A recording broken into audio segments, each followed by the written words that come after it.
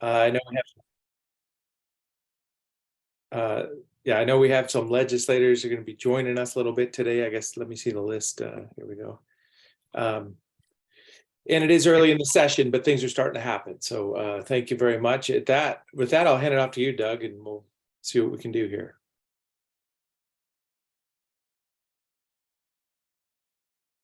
Now you're on mute or audio.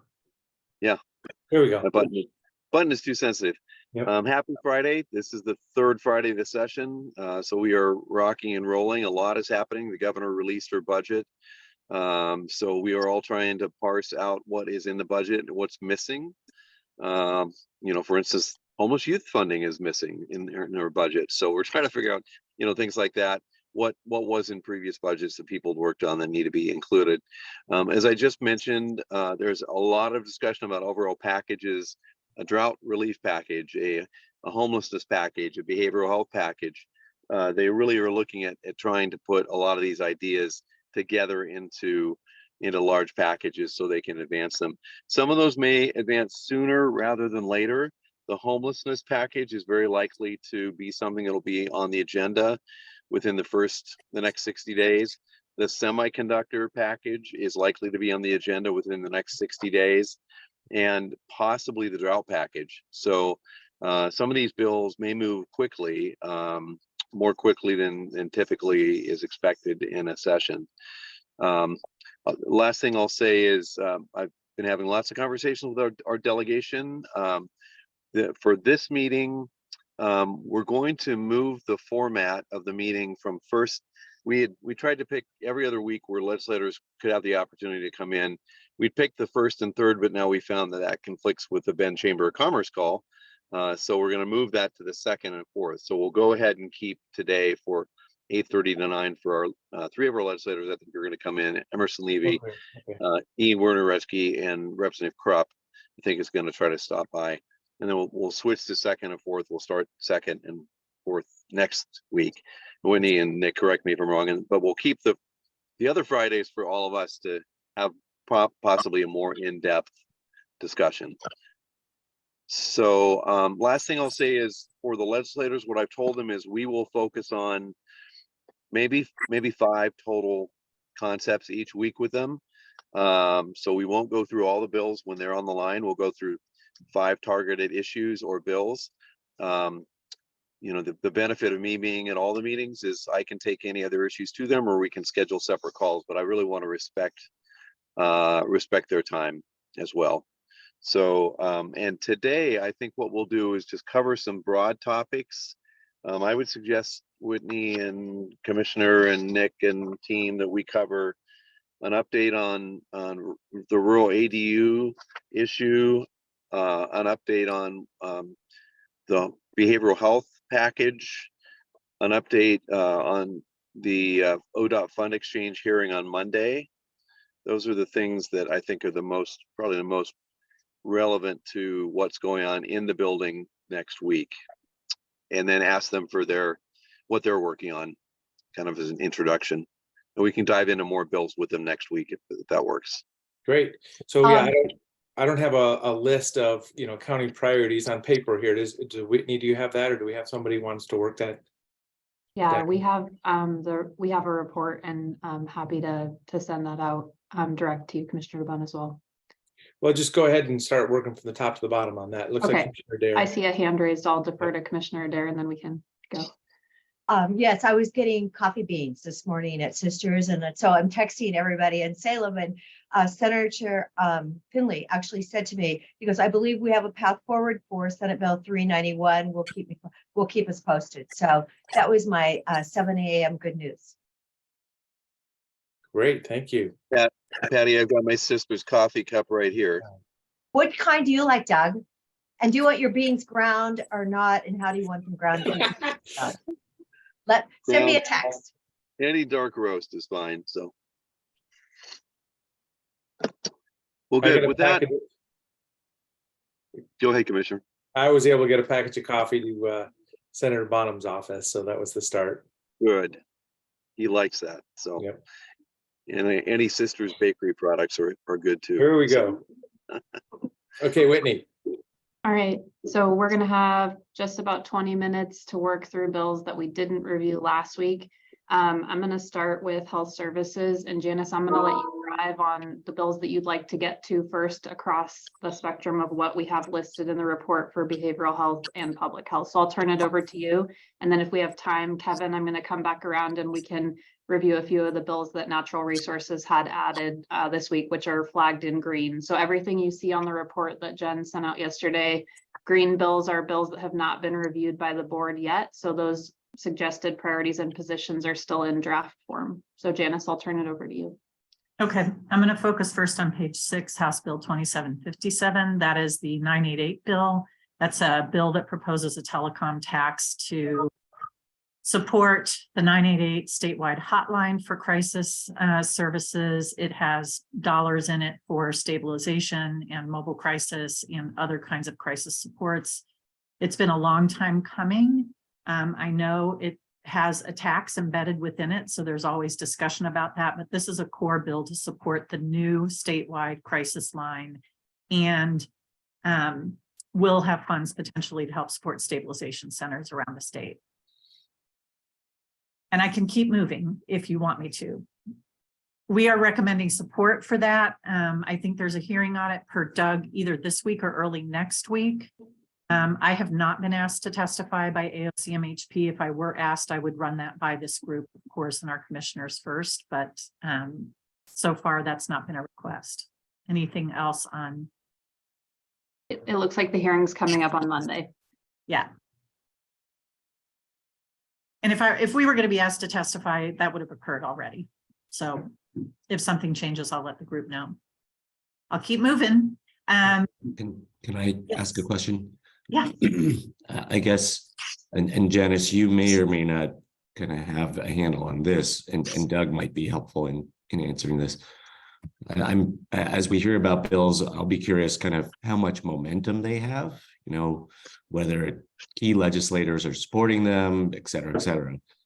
So if you have any insights on that, Janice, you know, I think this sounds like a great bill and glad we're supporting it, but like want to know, you know, how much momentum it has.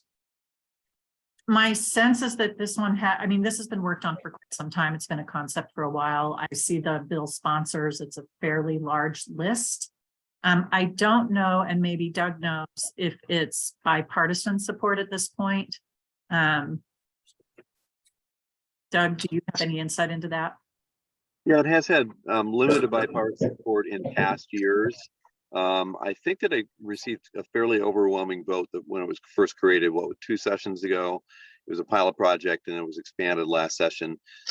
This has come up in a number of the meetings that I've been in. I sense that it's a priority of leadership. I expect that it will pass. It's part of a carefully planned system. The implementation has been a bit rocky, but Yeah. I think they fixed the earlier problems that they had. They seem to be on track for creating a system that is more efficient and provides better services to customers than the earlier version. So I expect it to move with exception. And they worked pretty closely with crisis experts, including our own local expert, on addressing some of the problems in the bill and making sure that converting to a statewide crisis line didn't create some of the issues that we ran into with, for example, the statewide child abuse reporting line. So I think this has had a lot of work, and it sounds from what Doug is saying like it's probably got good support. I will move on if that's okay. Janice, before you do, really quick, sorry. we just look to the board and see if you'd like to formalize that suggested priority to position support. So, yeah, I support that. Commissioners? Commissioner Chang? I think this could be a 1, but I would support 2. Commissioner Dare? Are we talking about 2757? Yes. Okay. I'm happy with leaving it at a 2. Yeah, so a 2 means, yeah, we're all thumbs up on this. A 1 is basically asking Doug to march in the room as fast as he can and go make us, you know, get real excited. So yeah, that's kind of what I think between the two positions here. But we could use that someday if we need to. And commissioners, I haven't marked any bills ones because there are so many and it is not clear which ones are even going to emerge. And this one, I think, has enough support that I wouldn't Yep. ask you to give it a 1, but some of these may change as the session moves on. Great, thank you. So House Bill 2773 is a public health bill. It was highlighted by Tom last week. I'm highlighting it again because in keeping with what Doug said, there are some themes. One theme is a number of bills moving to the legislature focused on workforce. So there's 2651 in the behavioral health lane. There's 2773. I'm just remembering my numbers in the public health lane. There is 2448 in the IDD lane. All of them are asking that the system take a look at wages, at workforce development, et cetera, to just ensure that we have health serving staff available. The IDD bill is pretty straightforward. It's just asking to take a look at wages again across the state for IDD staff and case managers. That hasn't been done since 2002. They have a slightly different model for how they look at wages. That might have some impacts for us. That is something I would certainly recommend supporting, just given how long it's been. The other workforce bills, I think, still need some work. They focus on loan forgiveness, tuition reimbursement, some wage incentives like recruitment and retention bonuses, but also creating pipelines for the development of workforce like paid internships and dollars to support that. What I would say as a theme is any bill that helps us cover the cost of growing the profession, like loan forgiveness, tuition reimbursement, paid internship, all of which are costly for public entities, I would really support. I think the recruitment and retention bonus model is hard to sustain over the long term, but we'll see how those bills shape up. So I have more to say about those bills as they evolve, and I think Doug is right that they're gonna maybe merge and morph in different lanes. Well, I definitely want to keep an eye on that, the concept, so I think of, it's great to be able to recruiting, make it incentives out there, do good things, but the states may be telling us who gets paid what and who gets paid more than somebody else. So it's just always a dicey little world there about, even negotiating with, represented groups. So it's like if the state wanted to take the lead on that, let them do it. I don't know that we want to get in the middle of that, other than, yes, more resources are always good. It's always going to be like that. Commissioner. If we're talking about kind of at the conceptual level, something I'd want us to watch out for with these recruitment and retention bills is opportunities to do housing for employees as part of a recruitment and retention strategy. So if we can, as bills like this come up, if we can just kind of make sure that that's an eligible expense, that would be great. Yeah, I think House Bill 2773 and 2651, the public health and behavioral health workforce bills, both have some language in there around housing stipends, housing credits, things of that nature. Actually purchasing housing is probably a much more costly proposition, but when we can offset housing costs, I think it's really helpful. It's not huge amounts of money in these bills. I think huge compared to previous bills, but yeah. Thank you. So let's keep an eye on all these things. I don't know if it's a 2 even, as long, we can bring it up every week. So is it a 3 at this point where we just want to keep an eye on it? Okay. Just, would you want, in order to keep it on the report, I think a 2, and then That's fine. these are being proposed as 2 supports, but maybe what I hear you saying is a 2 watch or a 2 no position, Commissioner DeBonne, you personally? Or 2 support. We all know this one. We got to keep an eye on. 2 monitor is kind of what I'm thinking, but in the support category. Doug?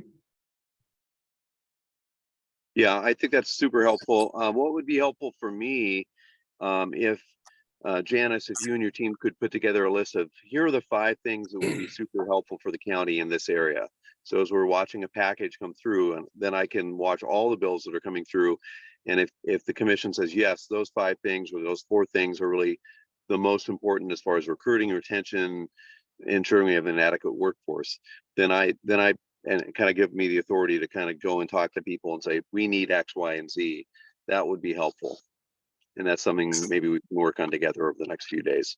I can really easily. We've thought about this a lot and we've kind of been down this path. So we know where the things that work, the things that don't. I will try to do that today in an email. The other bill, just to highlight, is House Bill 2543. It's a bill that requires the OHA to conduct a study every 4 years of funding needed by community mental health programs to comply with statutory requirements. So as our commissioners are well aware, we are the local mental health authority. Together, we're your designee for that responsibility. There are mandated services and requirements embedded within that role. They are not always costed out. This bill is basically attempting to require the OHA to actually cost out the provision of those services in the community on a regular basis. We are certainly recommending support, but that is, of course, a decision for you as well as commissioners. I don't know how far this bill will get. So this is early days. We'll wait and see. So what's the basics? It's a study of the resource need, or yeah, what is it? It's basically to cost out services that are required. So if the state By statute, yeah, okay. says to the county, these are the core required services for the local mental health authority to ensure are provided in some way, there's a responsibility to then actually cost out those services and ensure that either through the Medicaid spend or through these service elements that come to counties through state general fund, there's some reasonable attempt to cover the cost.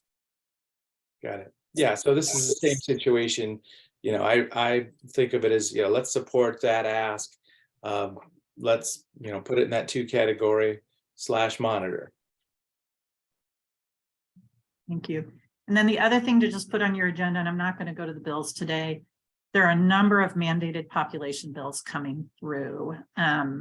And we're watching them really closely. Some of them are related to Dr. Peinel's report on the state hospital and the aid and assist population. One of the terms in that bill to watch very closely is the language that requires counties to cost share when people who are on aid and assist commitment at the hospital are not able to return to the community because there's not an appropriate placement.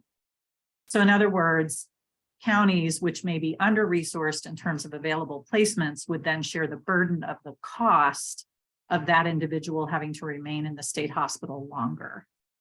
We are not a fan of that. We would recommend opposing that bill if the language is in there, but we think it may not stay in the bill because there isn't a lot of support for it. So we will keep you posted. That's, I think, Senate Bill 219 or House Bill, Senate Bill 219.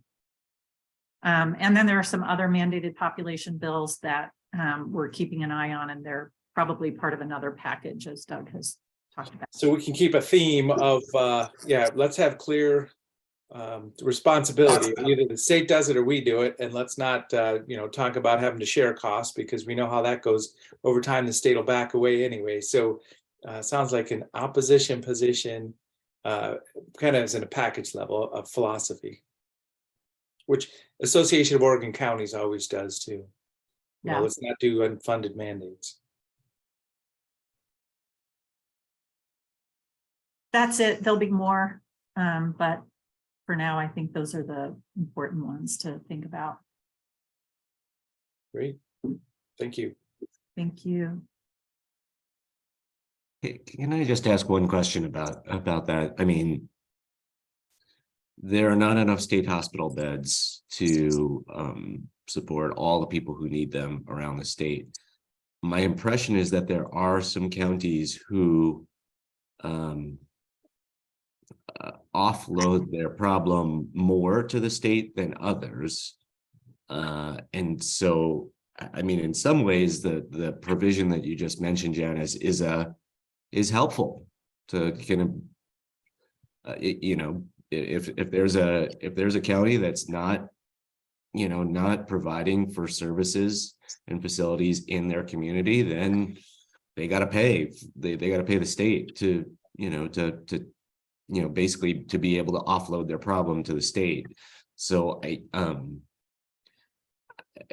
while I don't want us to have to pay, I do like there's something there to that concept that is perhaps, I just want to point out it's perhaps useful in getting some counties that are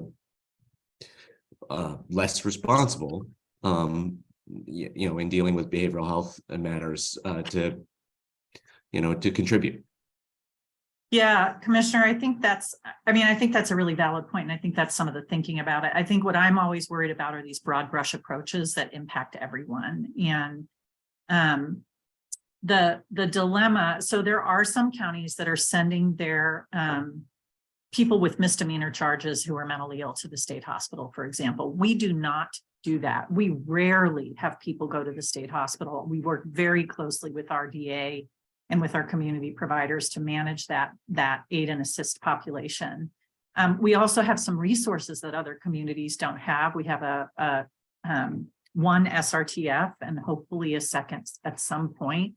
We have other housing options, and we were a CCBHC, which allowed us to fund a forensic focused intensive team. So there's some ways that we've had resources that have helped us do a better job.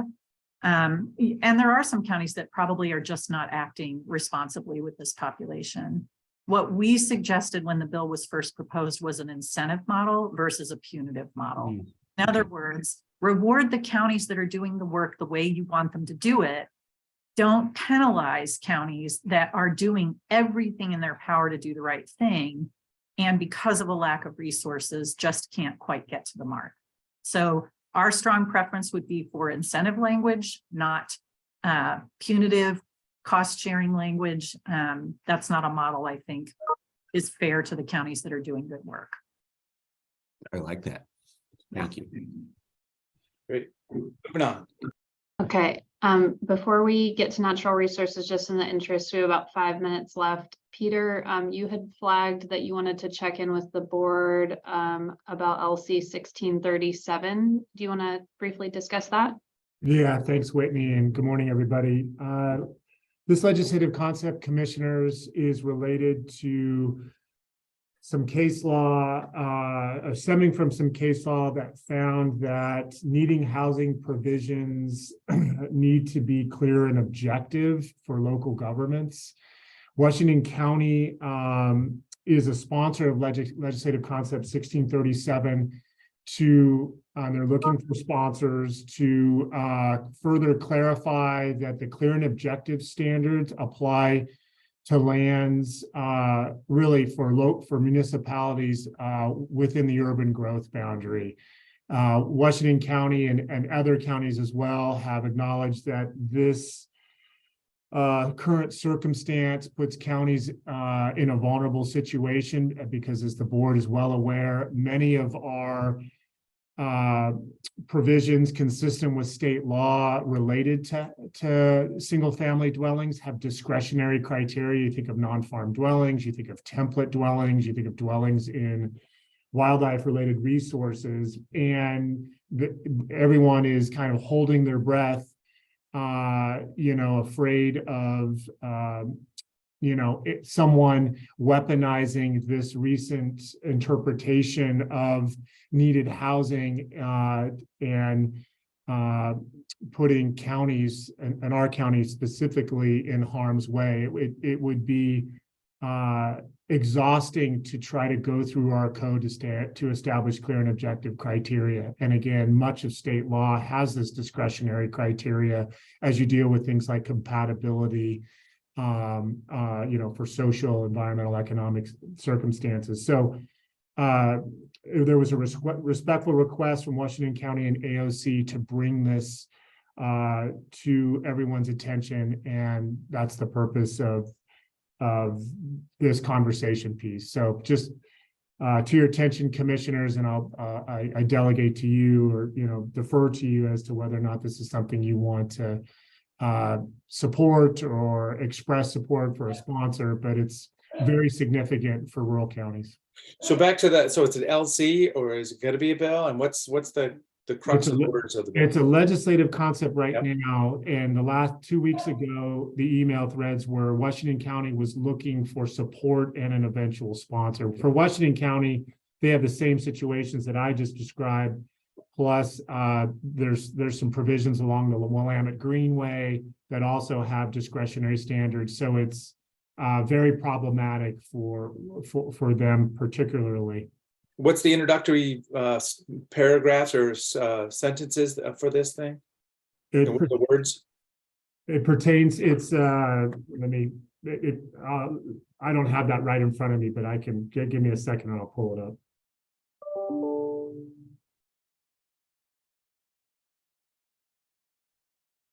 It's essentially to clarify that the clear and objective standards for needed housing should apply only to to lands within urban growth boundaries.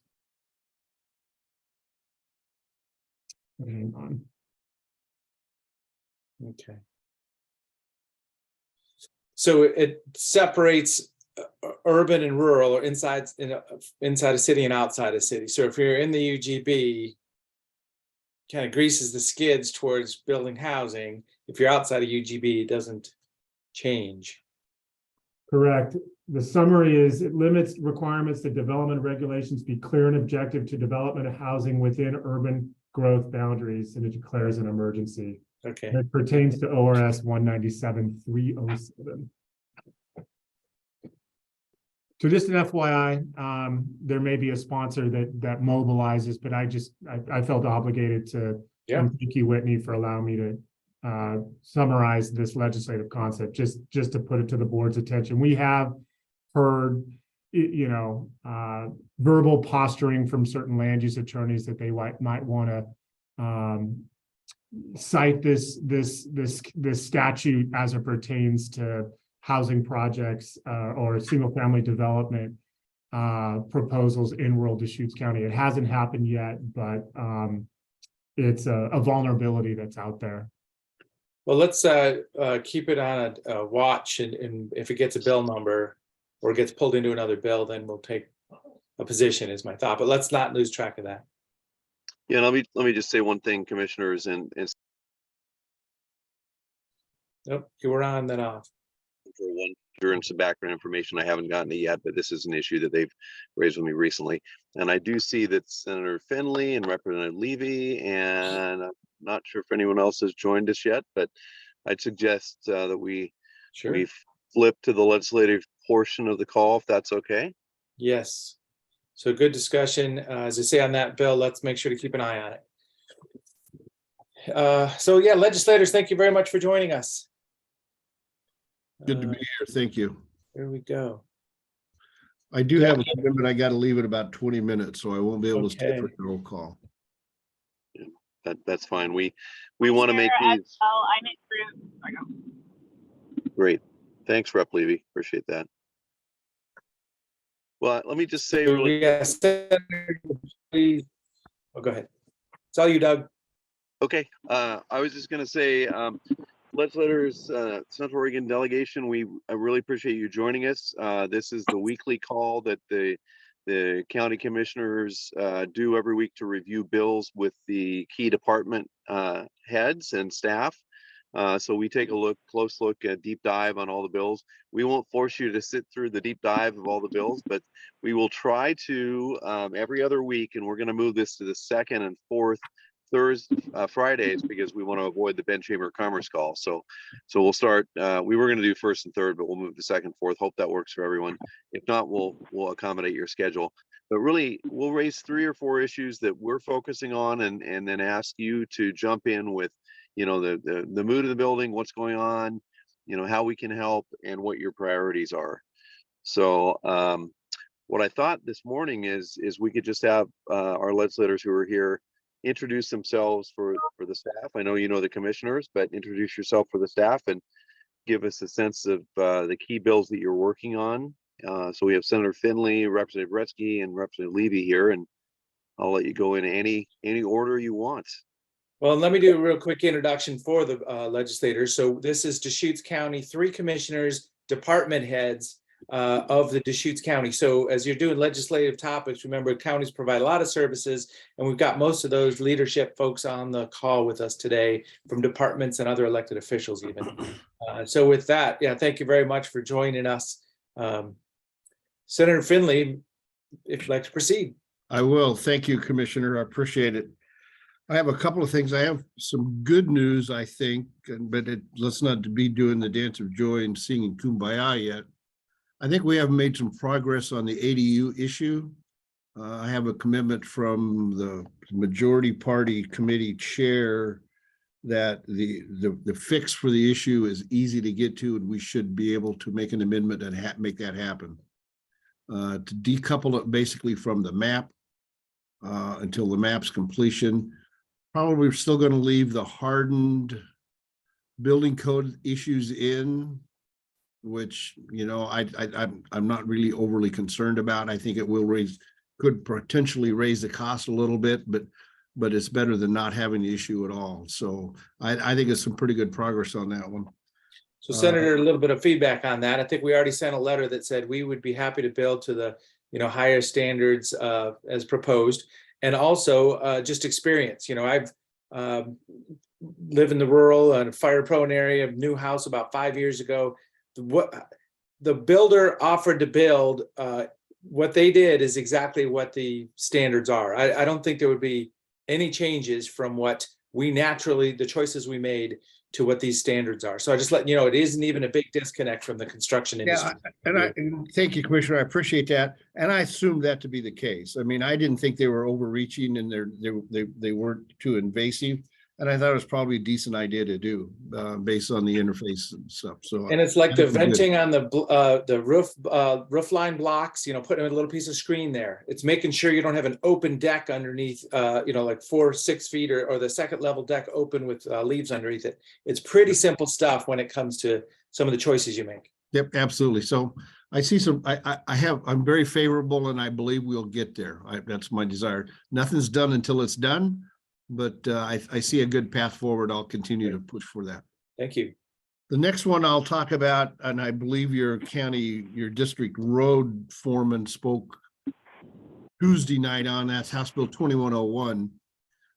That's a bill to put in statute the federal state swap out of money for road projects where you swap your federally funded project to the state for state money at about a 90% or 90% ratio. There's a request to put that into statute instead of just, this is a good program, we ought to keep it up. Understandably, ODOT is pushing back about as hard as they're able to push back. They're theoretically not supposed to lobby and do that, but they're certainly making every effort to do so. It was a pretty good hearing. I think your roadmaster spoke very eloquently, as well as several other county roadmasters. I would just leave it at that. ODOT is very worried that this is going to become in statute. So, and I believe it's got a good path forward if the chairs will come back and continue to deal with it. If they get waylaid by ODOT, they may not do it, but I'll keep pushing for it. So I think it's a good bill and it's a good statute to have. Senator Chris Doty, Road Department again. Thank you for your support and your comments at the hearing. No, absolutely. And Chris, I will tell you, your comments were spot on. I appreciated them and yeah, so thank you. Yeah, and Commissioner Chang, I might note, spoke well to it at the hearing. So Yep. Deschutes County got a double dose. Yep, absolutely. Commissioner, your comments were spot on as well. I don't think ODOT people in the back of the room, I wish you could have seen them squirming. It was kind of fun to watch, So the other thing I'll say, your schedule wise is I'm scheduled for an 8 o'clock meeting every Friday morning that they haven't started yet. So I'm not sure how many more of these week. If I'm not on that, it's a joint tax expenditure committee meeting. I will certainly join your calls when I can, but once that committee ramps up, then I'll probably not be able to be back on, but I appreciate the opportunity to comment. Some of the things that I'm working on, this is probably the weirdest session that I've ever seen. I've not seen, out of the 6 or 7 that I've been around. This is the slowest start. And we're doing just kind of milquetoast issues. I think that some of the issues we're waiting for the revenue forecast to come out later this month to try to see where we are. You know, we're waiting to see what the governor wants to do, and she released her proposed budget path the other day with some conversation. So I think there's some pretty big bills that are coming. They're in formation stages, but they haven't rolled out yet. So we're kind of holding our breath to see what's going to happen. In the meantime, you know, I'm working on, I have 11 bills up to, my bills are getting heard next week in committees, from tax, you know, property tax issues to estate tax to fisheries issues. It's kind of a busy time in that regard, but you know, these really aren't, any of them are overly controversial.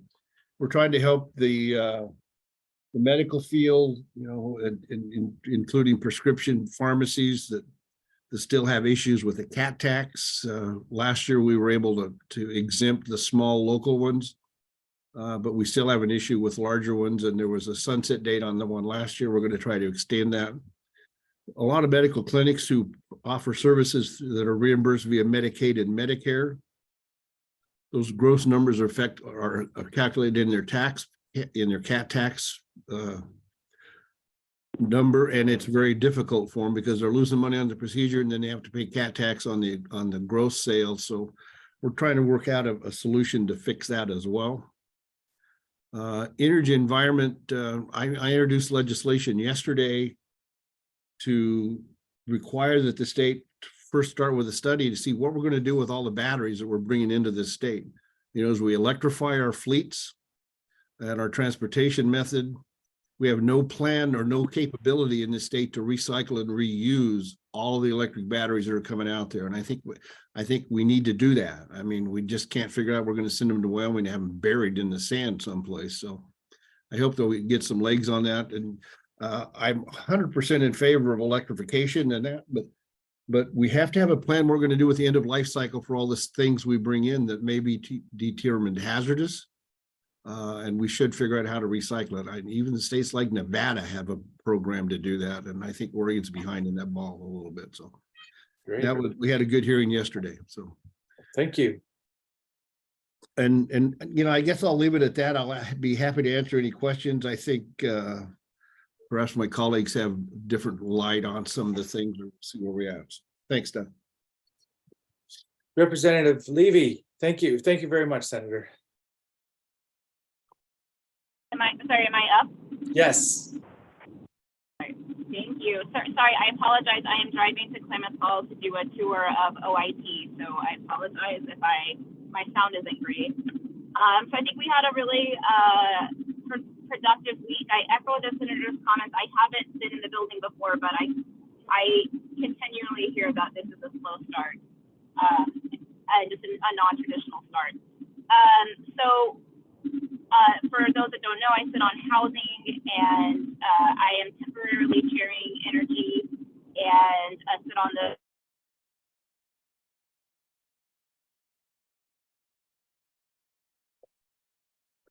You've just lost her. outside of how we look at the end of life cycle. You know that a lot of that technology that we have is also not causing hazardous waste. A bill that we've made some progress on is the data center bill 2816. I know we're going to look at some controversy, but I think there's a chance I've been able to get Amazon and Climate Solutions possibly in the same room. I don't know if it will happen, but we have some soft acknowledgments that maybe we could do that. And so I'm really hopeful that maybe we can come to a better consensus, but that's where we're at with that. And then the city of Bend has the 2750, and the hearing on that is next week in housing, and it's a property tax bill, and working with the city of Bend to set up those hearings. And would love to know your opinion on a program, and we can table this for another time, and I can send over an email. But it's a program called Lease Lock that's currently not allowed in Oregon, but it allows you to pay a fee instead of a security deposit, which in places like Deschutes County can be a lot of money. And if you are on SSI, you can only keep $2,000 in your checking account anyway. So just looking at as an option, obviously not something that people have to do, but just an option. So yes, you'd be insured, or the landlord is insured, and so you're not having to put up first and last month's rent. So if that's something that you feel like is a need in Deschutes County, it's something that we can pursue more, but I'd like to hear your feedback on that.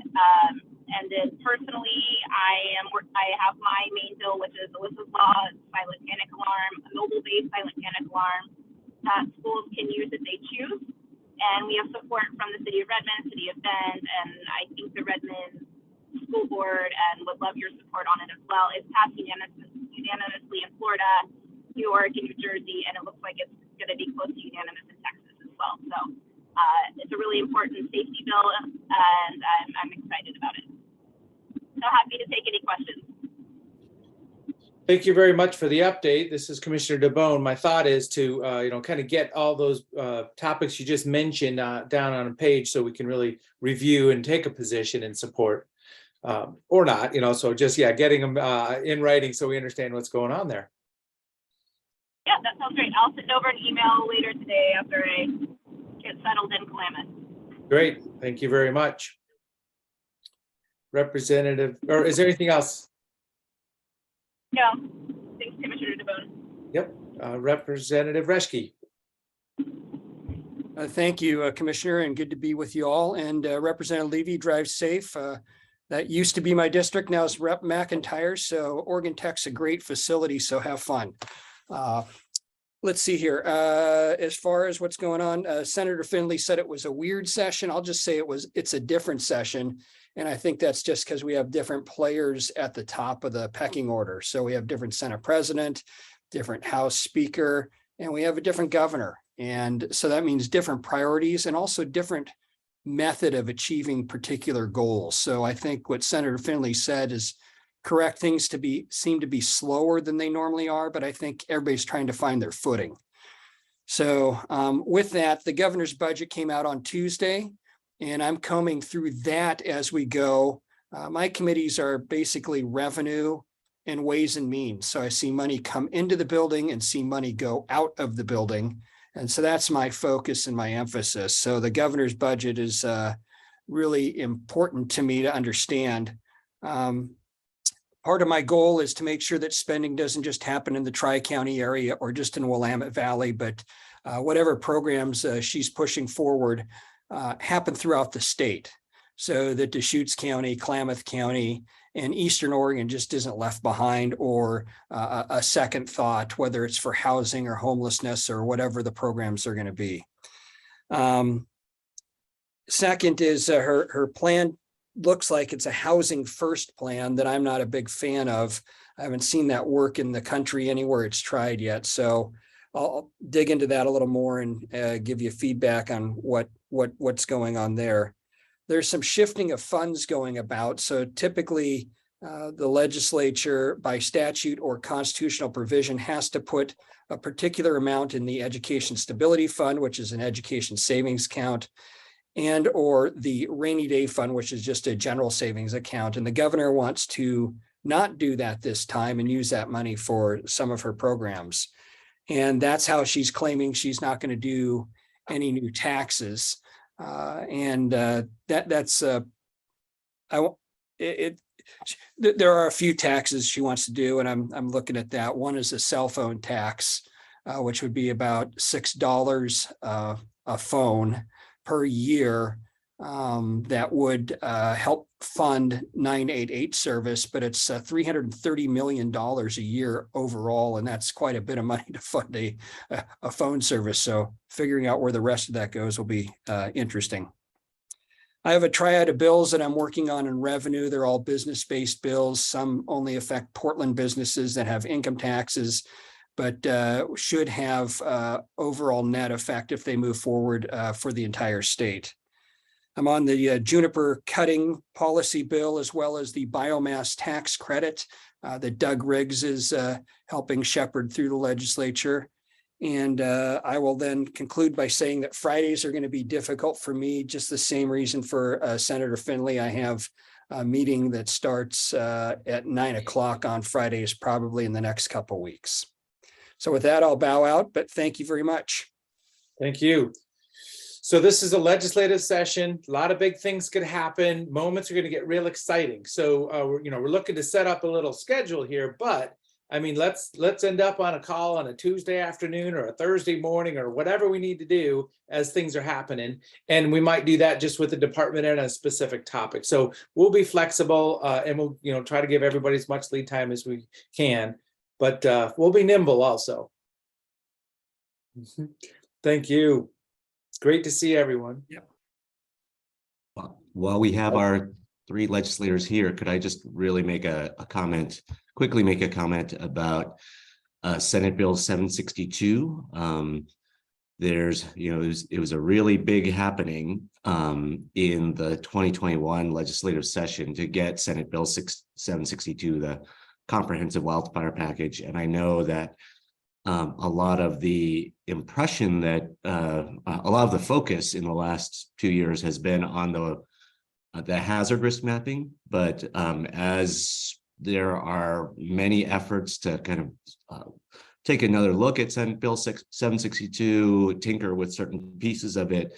I hope that all of our legislators will note that there are a number of items that are not the wildfire hazard risk mapping and not related to the mapping that are doing incredibly important things for our communities. We received landscape resiliency funding to implement private land hazardous fuels treatments. We received an Oregon Conservation Corps group. There are all sorts of things that are going to help with prescribed fire in our community, and just there's a lot of things, utility line undergrounding. There's a lot of things in Senate Bill 762 that are doing extremely important things to protect our constituents from the risk of wildfire. And so I hope that I know that there's a lot of focus on the wildfire risk mapping, but I want to make sure that we don't throw out the baby with the bathwater in our approaches on this. I guess I would say, Commissioner Chang, thank you. I'm going to take credit for stopping the wildfire mapping as it stands because it was a terrible product. I don't believe I have ever said that Senate Bill 762 was a bad bill. I don't believe I've ever said that every component of it needs to be revised. I believe I've said there's several great components of Senate Bill 762. I have a huge issue with the mapping and that component of it. But, to think that I have not been a supporter of the rest of the bill, I take great exception to. I mean, I've supported the heck out of that in the funding for Oregon State Fire Marshal's Office and a better funding mechanism for the agency in all of the fuels reduction programs and the community hardening standards. So I absolutely appreciate your comments about the mapping section. I'm going to take credit for stopping the mapping, and I worked hard on that map to fix it yesterday, and I continue to do so on a daily basis. So, yeah, no, and Senator Finley, that was not. I was not saying that you were attacking all of Senate Bill 762. There's a lot of rhetoric and coming out of Salem, and I hear a lot of just kind of general 762 bashing, not necessarily from you, but at the public discourse level. And I just hope as our legislators who are looking at these bills in much more detail, that you can differentiate the way that you've described you are. Thank you. Well, I would say that I have a pretty strong track record of doing just that, sir. So I'm sorry, but I do have to run. Thank you all. Thank you very much for joining us. For the invite. So at this time, please. Thank you. I also have to go as well, but let's see here. Yeah, I got to run. Just a quick comment to Commissioner Chang's comment, which is I appreciate that. I really do. 762 is a big bill. It's kind of an omnibus bill. And they don't give us a choice to vote yes or no on parts of it. It's kind of all or nothing. And so sometimes I'll vote no on stuff because it just flags for voters that I wasn't completely satisfied with the entire thing. Not that I don't necessarily like, quote, the good parts that I do agree with. So it's a balance. And again, a lot of time it is a flag for voters to know, well, why did you vote, Rep. Reschke? And then I can go into explaining the particular details of it. And on that one, as the wildfire maps was particularly troubling for me, but there are good portions of that. And we'll continue to work forward to try to make the whole thing better. Great. So thank you very much, Representative. At this time, back to Whitney. Is there any other items? Well, we I can see- review today? I see Rep. Krupp has joined us. Oh, wonderful. Thank you, Okay. Rep. Krupp. It's a Yes, big thank screen, you. so you popped up down at the bottom. Yes. So I'll just say, Rep. Krupp, just real quick, as I've said to you in the office, we'll try to keep these focused and concise. Finding a time that works for everyone is hard, but we're gonna, for the next few, move them to the second and fourth Thursday to not conflict with the Bend Chamber of Commerce. And for this one, we're just hoping to get kind of a quick overview from you. We have all three commissioners here, along with the department heads and Commissioner DeBone. I don't know if you want to say anything else or just turn it over to Rep. Krupp. Well, I'll just turn it over. Thank you very much for joining us today. Yeah, no, my pleasure. Sorry for, well, Doug, double booked. Yeah, no, I appreciate putting this together. It's always helpful for me when I know sort of what's top of mind for the county. And so I look at these as more an opportunity for me to sort of listen and learn from you and your department heads. I think sessions sort of start off, I don't know if easy is the right word, but there's an early pace of the session. I can feel things starting to pick up just this week. Housing and homelessness are going to be top line issues. I think you've seen that from the first steps from the governor. And I think that is a bipartisan top priority. When you look at the agendas from the Democrats and Republicans, both start with that housing and homelessness issue framing. So I think you'll see a ton of work being done on that and a ton of work of that being done hopefully early in the session. Other things that I know are top of line are behavioral health crisis and making sure we have the funding that we need for those services. And then I think the discussion I caught the tail end of will also be things that we continue to work on, right? So top priority for mine is also how do we just create a safe community? I mean, we can see the forest just out our backyard. So that'll continue to be an issue that gets a ton of attention, a ton of work this session, and something I really want to hear from the commissioners and the county about their perspective on 762 and then sort of next steps moving forward. Great. Doug, are you stepping in there, Doug? You're on mute, Doug. Yeah, there we go. My mute keeps turning on and off. So, Rep. Krupp, appreciate the time today, and I'll just give you a quick update. Senator Finley mentioned this, but I also talked with Senator Finley, Senator Knope, and sat down with Senator Golden, the chair of the Natural Resources Committee, and we are working on some language suggested by the commissioners and the staff that would allow for a path forward for ADUs on rural land as maybe the wildfire maps are being redone. We'll see where that goes, but it would incorporate hardening standards that would be compliant with ORS in place right now. And Senator Golden was very amenable to that when I spoke to him this week. So we'll continue to work with him and make sure we get something put together, and we'll certainly share it with both the Senate and House members as well. That's an encouraging development. Good.